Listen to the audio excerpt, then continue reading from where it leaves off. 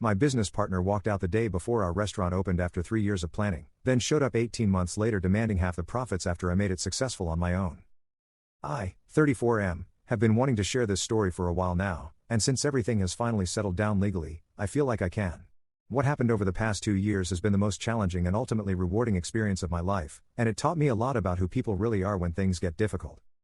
Let me start from the beginning. My former business partner Trevor, 36M, and I met about 7 years ago when we were both working corporate jobs in the same office building.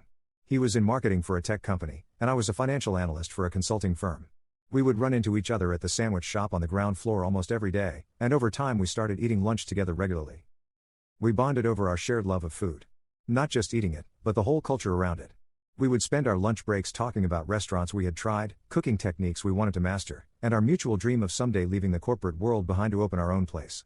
Trevor had gone to culinary school before getting his marketing degree, and I had spent years managing the finances for several restaurant clients through my consulting work. On paper, we were the perfect team. About 4 years ago, we decided to stop just talking about our dream and actually make it happen. We spent months developing our concept, a farm-to-table restaurant that would source ingredients exclusively from local farms within a 100-mile radius. We would change the menu seasonally, build relationships with farmers and producers, and create a dining experience that connected people with where their food actually came from. The next 3 years were a blur of planning, saving, and sacrifice. We both kept our corporate jobs while working nights and weekends on the business plan. We toured potential locations, met with dozens of local farmers, developed recipes, designed the interior concept, and crunched numbers until our eyes crossed. We went through 4 different versions of our business plan before we had something that felt solid enough to move forward with. The financial commitment was substantial. Trevor and I each invested $100,000 of our personal savings into the venture. For me, that was everything I had accumulated over a decade of careful saving and living below my means. For Trevor, it was most of his inheritance from his grandmother plus his retirement account, which he cashed out early and paid penalties on. We were all in. We found the perfect location in a revitalized downtown area that was attracting young professionals and food enthusiasts. The space needed significant renovation, but the bones were good and the rent was reasonable for the area. We signed a 5-year lease and got to work transforming it into our vision. The build-out took 8 months and went over budget, as construction projects always do. We had to take on some additional debt to cover the overruns, but we were still in manageable territory. We hired our staff about 6 weeks before the planned opening, a mix of experienced restaurant professionals and enthusiastic newcomers who believed in our concept. We did training sessions, menu tastings, and soft openings for friends and family. Everything was coming together. Our grand opening was scheduled for a Friday in early October. We had press coverage lined up, a reservation book that was already filling up, and a launch event planned with local food bloggers and media. After 3 years of planning and dreaming, we were finally about to see if our vision could become reality. On Thursday afternoon, less than 24 hours before we were supposed to open our doors, Trevor asked me to meet him at the restaurant. When I arrived, he was sitting alone at the bar we had so carefully designed together. He looked like he had not slept in days. He told me he could not do it. He said the pressure was too much, that he had been having panic attacks for weeks, that he could not handle the uncertainty of the restaurant industry. He said he had made a terrible mistake leaving his corporate job and that he needed to go back to something stable before it was too late. He had already reached out to his old company, and they were willing to take him back if he started Monday. I was stunned. I asked him what about everything we had built, what about our partnership, what about the money we had invested. He said he was sorry but he had to think about his own mental health and financial security. He said continuing with the restaurant would be reckless and that I should consider cutting my losses too. He actually suggested we should just close down before we even opened, sell off the equipment, and try to recoup whatever we could. I told him I was not going to do that. I had put everything I had into this dream, and I was not going to abandon it because things were getting real. He shrugged and said that was my choice, but he could not be part of it anymore. He stood up, handed me his keys to the restaurant, and walked out. I sat at that bar for an hour after he left, trying to process what had just happened. 3 years of partnership, hundreds of hours of planning together, and he just walked away the day before we were supposed to open. I felt betrayed, terrified, and completely alone. But I also felt something else. Determination. I had not come this far to quit. The next 12 hours were chaos.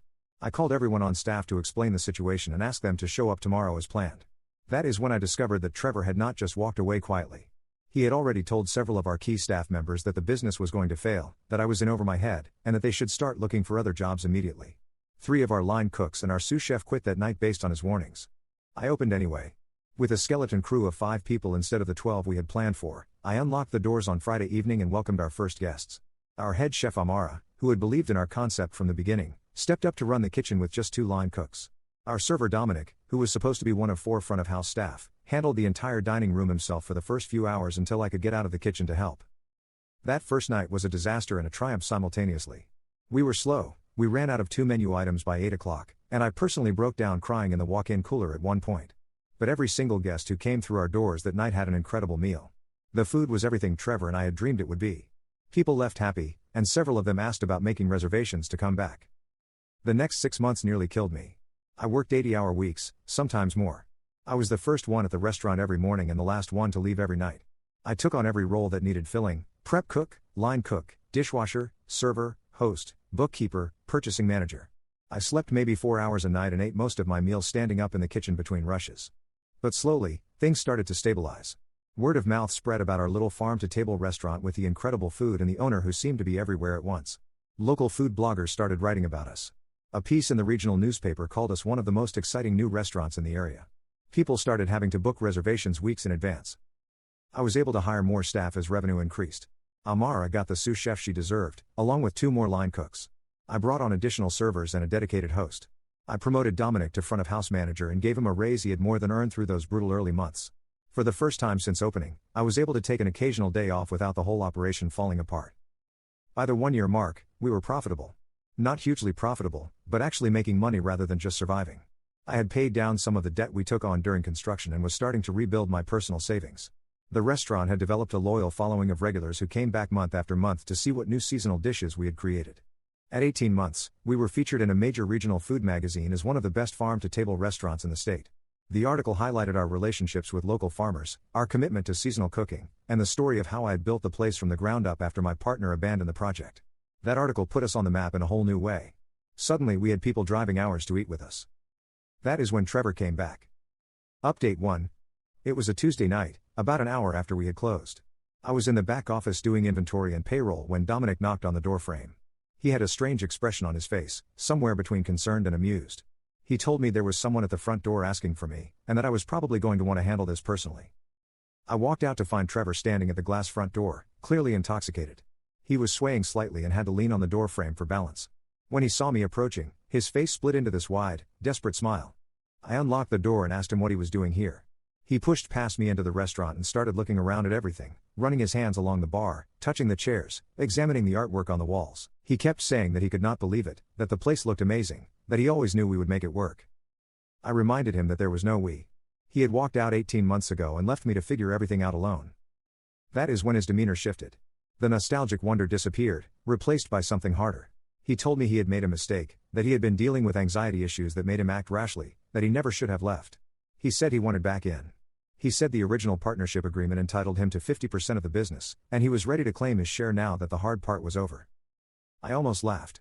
I told him that ship had sailed the moment he handed me his keys and told me to cut my losses. Whatever partnership agreement we had was voided when he abandoned the business before it even opened. Trevor got angry then.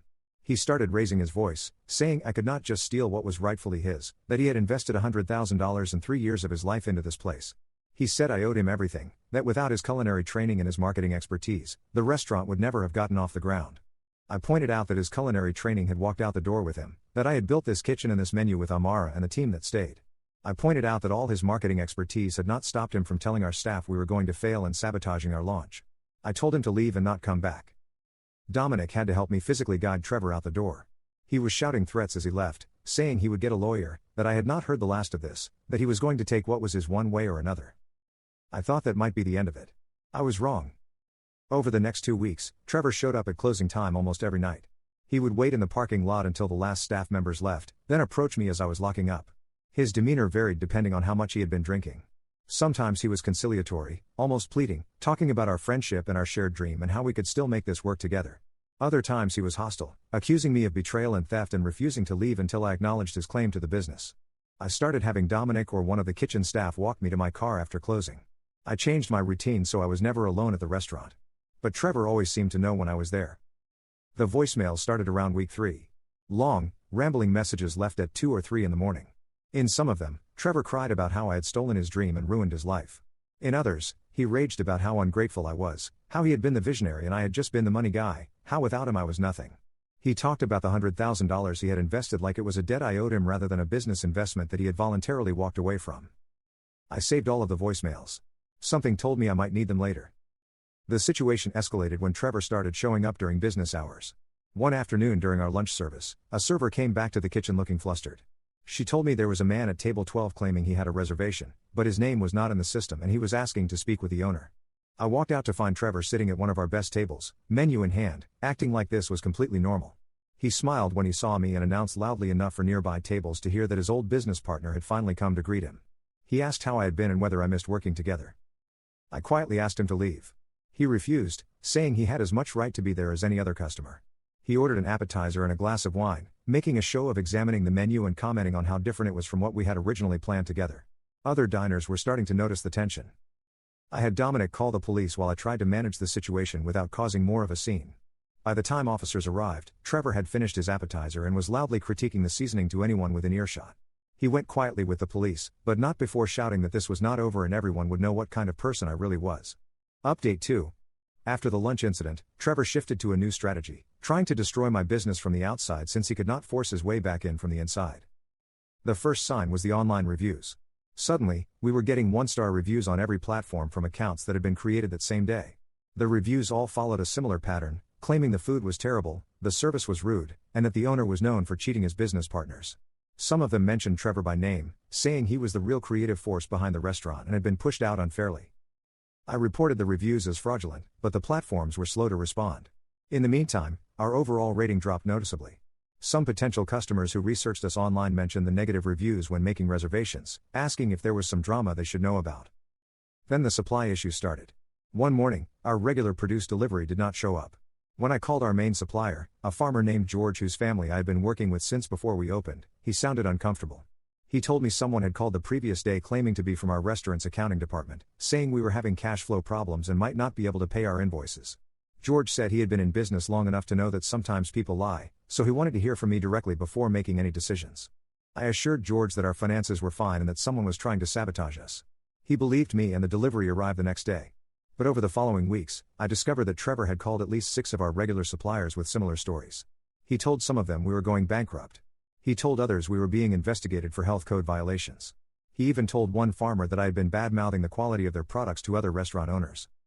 Most of our suppliers knew me well enough by then to check with me before believing a random caller. But the constant damage control was exhausting and time-consuming. I had to have the same reassuring conversation over and over, explaining that my former business partner was having some kind of breakdown and was trying to destroy what I had built. I consulted with a lawyer about my options. She reviewed the original partnership agreement Trevor and I had signed, along with documentation of his abandonment and my subsequent solo operation of the business. She told me I had a strong legal position. The partnership agreement had included provisions about what would happen if one partner wanted to exit, and Trevor walking away without proper dissolution proceedings meant he had essentially forfeited his stake. She helped me file paperwork officially dissolving the partnership and establishing me as sole owner. But she also warned me that none of that would stop Trevor from continuing his harassment. For that, I would need a restraining order. She helped me compile all the evidence, the late-night voicemails, the parking lot confrontations, the incident at the restaurant, the fraudulent reviews, the calls to suppliers. The judge granted a temporary restraining order requiring Trevor to stay at least 500 feet from me, my home, and my restaurant. I thought that would finally end it. For about 2 weeks, it seemed like it had. No more parking lot appearances, no more voicemails, no more supplier sabotage. I started to relax, to believe that maybe Trevor had finally accepted reality and moved on. I was wrong again. It was a Saturday night, our busiest service of the week. Every table was full, there was a 40-minute wait for walk-ins, and the kitchen was firing on all cylinders. Dominic came and found me in the middle of expediting orders, his face pale. Trevor was in the dining room. He had somehow gotten past the host stand during a rush and was standing in the middle of the restaurant, loudly announcing to everyone present that he was the real owner of this establishment and that I had stolen everything from him. He was holding what looked like legal documents, waving them around and demanding that someone call the police because a crime was being committed. The dining room went quiet. Guests at nearby tables were staring, some with phones out recording. Our servers stood frozen, unsure what to do. I approached Trevor and quietly reminded him that he was violating a restraining order and that the police were already being called. He laughed and said he did not care, that it was worth going to jail to expose me for the fraud I was. He started reading from the papers in his hand, which turned out to be a copy of our original partnership agreement, highlighting passages about shared ownership and profit distribution. The police arrived within 10 minutes. By then, Trevor had worked himself into a frenzy, shouting about injustice and theft and how the legal system was corrupt. It took 3 officers to remove him from the premises. As they were putting him in the police car, he locked eyes with me through the window and mouthed something I could not quite make out. Update 3. Trevor was arrested for violating the restraining order and for disorderly conduct. He spent the night in jail and was arraigned the next morning. The prosecutor, who had reviewed the history of harassment documented in the restraining order application, pushed for serious consequences. Trevor's lawyer tried to argue that this was a legitimate business dispute that had gotten out of hand, that his client had a valid claim to the restaurant, and that the restraining order was an overreach meant to silence his attempts to recover his investment. The judge was not impressed. She noted that Trevor had abandoned the business before it opened, that he had made no attempt to formally dissolve the partnership or negotiate a buyout at the time, and that he only reappeared after the business became successful. She pointed out that his conduct over the past several months, including the harassment, the fraudulent reviews, and the calls to suppliers, went far beyond any legitimate business dispute and into criminal behavior. Trevor's lawyer tried to argue that this was a legitimate business dispute that had gotten out of hand, that his client had a valid claim to the restaurant, and that the restraining order was an overreach meant to silence his attempts to recover his investment. The judge was not impressed. She noted that Trevor had abandoned the business before it opened, that he had made no attempt to formally dissolve the partnership or negotiate a buyout at the time, and that he only reappeared after the business became successful. She pointed out that his conduct over the past several months, including the harassment, the fraudulent reviews, and the calls to suppliers, went far beyond any legitimate business dispute and into criminal behavior. Trevor was sentenced to 90 days in county jail plus mandatory anger management classes upon release. He was also ordered to have no contact with me or any employees of the restaurant, to stay away from the business premises, and to remove or retract any defamatory online content. His lawyer tried to appeal, but the sentence stood. During the legal proceedings, something interesting emerged. Trevor's lawyer had filed documents claiming that Trevor had a legitimate ownership stake in the business based on the original partnership agreement. My lawyer countered with evidence that the partnership had been dissolved by abandonment and subsequent sole operation. The judge reviewed everything and issued a ruling that settled the matter definitively. She found that Trevor's actions on the day before opening constituted abandonment of the partnership, that his statements encouraging staff to quit and his recommendation that I shut down the business demonstrated his intent to terminate his involvement, and that his failure to contest or negotiate the dissolution for 18 months while I operated alone showed acquiescence to the new arrangement. The original partnership agreement was ruled void, and I was confirmed as the sole legal owner of the restaurant. The 90 days Trevor spent in jail gave me time to breathe and to focus on what really mattered, running my business. Without the constant harassment and sabotage, things actually got easier. The fraudulent reviews were removed after my lawyer sent legal notices to the platforms. My suppliers, who had been so understanding throughout the ordeal, remained loyal partners. The staff, who had witnessed Trevor's breakdown firsthand, seemed even more committed to making the restaurant succeed. By the time Trevor was released, I had already started planning an expansion.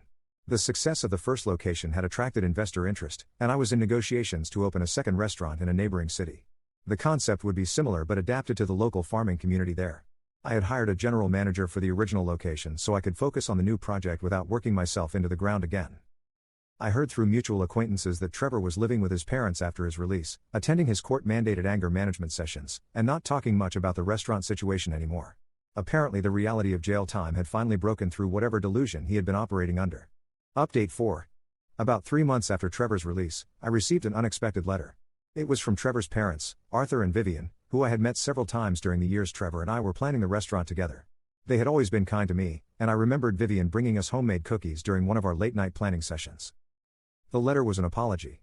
They wrote that they were deeply sorry for everything Trevor had put me through, that they had watched in horror as their son's behavior spiraled out of control, and that they felt responsible for not intervening sooner. They explained that Trevor had experienced what his therapist was calling a complete psychological breakdown, triggered by the stress of the restaurant opening but rooted in anxiety issues he had been hiding for years. They said Trevor was getting real help now, not just the court-mandated anger management but actual psychiatric treatment and therapy. He was on medication that was helping to stabilize his moods. He had acknowledged, in therapy and to them, that his behavior had been completely unacceptable and that he had no legitimate claim to the business he had abandoned. The letter did not ask for anything. Arthur and Vivian did not request that I drop any charges or give Trevor another chance or even forgive him. They simply wanted me to know that they recognized the harm their son had caused and that they were doing everything they could to ensure it never happened again. I was not sure how to feel about the letter. Part of me appreciated the acknowledgement. Part of me was still angry that it had taken jail time and court orders to get Trevor to stop. Part of me wondered if this was just another manipulation, a softer approach after the aggressive ones had failed. I decided not to respond. There was nothing I needed from Trevor or his family, and reopening any line of communication seemed like a risk I did not need to take. I filed the letter away with all the other documentation from the ordeal and moved on. The second restaurant opened 6 months later.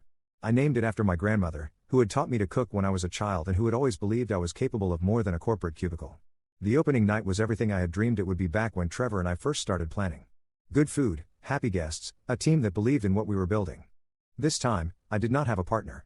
I had investors who believed in the concept, a management team I trusted, and the knowledge that I could handle whatever challenges came my way. I had already survived the worst thing I could imagine, being abandoned at the most vulnerable moment possible by someone I thought was my friend. After that, everything else felt manageable. Looking back now, almost 3 years since that Thursday when Trevor walked out, I can see how his betrayal actually made me stronger. If he had stayed, we would have been partners, splitting decisions and profits and responsibilities. I would never have known what I was capable of on my own. I would never have discovered that I could work 80-hour weeks and rebuild a kitchen team overnight and turn a potential disaster into a success story. The restaurant that Trevor and I dreamed up together is thriving, but it belongs to me now. Every recipe, every supplier relationship, every staff member who stuck with me through the hard times, that is all mine. Not because I stole it from him, but because I earned it through the hundreds of hours of work I put in while he was back in his corporate job collecting a stable paycheck. Trevor showed up at his parents' door after his release looking for a soft landing. I showed up at my restaurant every single day for 6 months looking for a way to survive. We both got what we were looking for. I still change the menu with the seasons, still work with the local farmers we identified all those years ago during our planning phase, still believe in the farm-to-table concept Trevor and I developed together. But the execution, the success, the late nights and early mornings and moments of despair and triumph, that was all me and the team that believed in me when Trevor did not. Sometimes I wonder what would have happened if Trevor had stayed. Would we have been successful partners? Would his anxiety have eventually overwhelmed him anyway? Would we have had the same falling out over some other crisis? There is no way to know, and I have stopped trying to figure it out.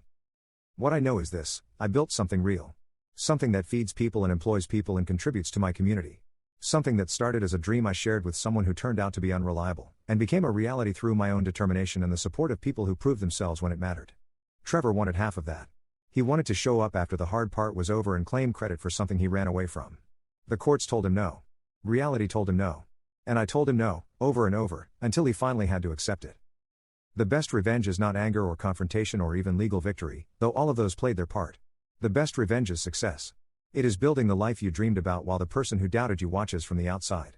It is proving, through actions rather than words, that their abandonment did not destroy you. It made you unstoppable. Amara is now my executive chef across both locations. She earned that title through years of loyalty and exceptional talent.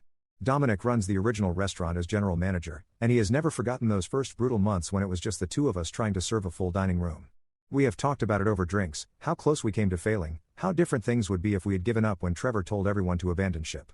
The staff who quit that first night based on Trevor's warnings have reached out to me over the years. Some of them apologized and asked for their jobs back. I rehired a couple of them, the ones who seemed genuinely remorseful and who I believed had just been scared by Trevor's confident predictions of doom. The others I wished well but declined to bring back. Loyalty matters in this business, and I learned that lesson the hard way. My grandmother passed away a few months after the second restaurant opened, but she got to see it once before she went. I pushed her wheelchair through the dining room on a quiet afternoon, showing her the kitchen, the bar, the framed photos of local farms on the walls. She held my hand and told me she always knew I would do something special with my life. That memory is worth more than any award or magazine feature. Trevor, from what I hear, eventually moved to another state and started over. His parents sold their house here and followed him, wanting to support his recovery in a new environment. I do not know what he does now, whether he ever got back into the food industry or went back to corporate marketing or found something else entirely. I do not particularly care. He is a chapter of my life that is closed, and I have no interest in reopening it. What I do know is that every night when the last guest leaves and the kitchen goes quiet and I lock up either restaurant, I feel a sense of accomplishment that I built with my own two hands. Nobody gave me this. Nobody handed me a successful business. I created it through work and sacrifice and refusing to give up when the person I trusted most told me I should. That is the real story. Not just the drama with Trevor, but what came after.